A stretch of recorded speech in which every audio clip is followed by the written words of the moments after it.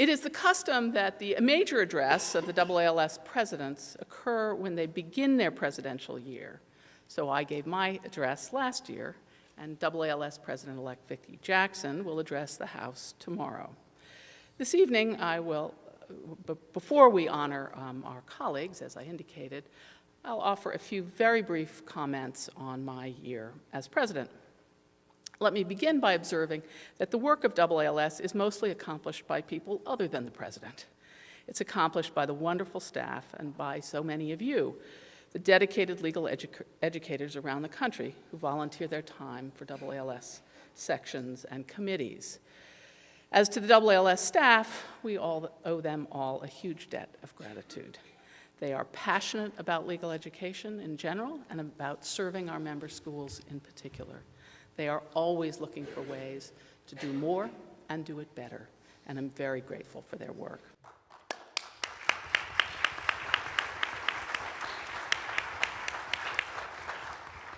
It's thanks to the exceptional work of the staff that we were able to do this year an unprecedented research project examining attitudes, expectations, and aspirations of college students and first-year law students regarding graduate school, including law school.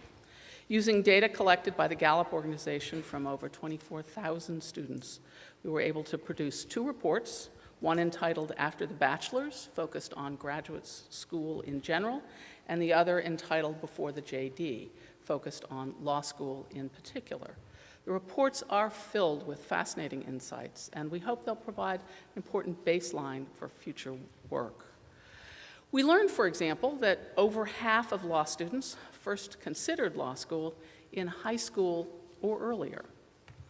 And we learned that 3 of the top reasons that college students consider law school is for the opportunities that law provides to advocate for social change, help others, and pursue careers in public service.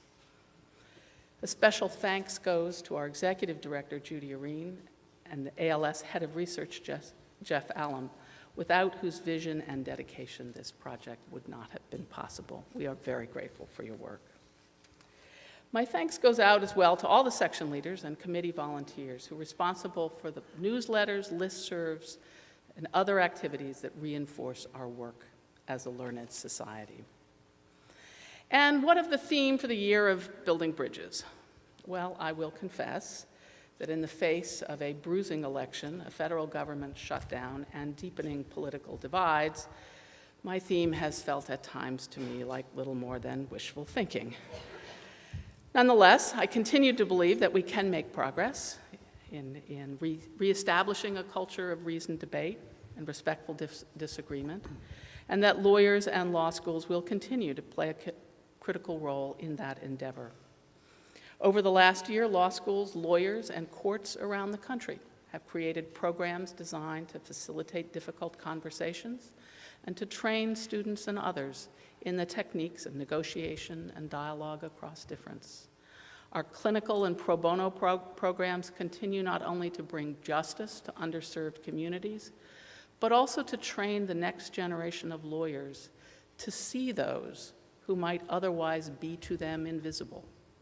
We cannot build bridges to those we do not even see.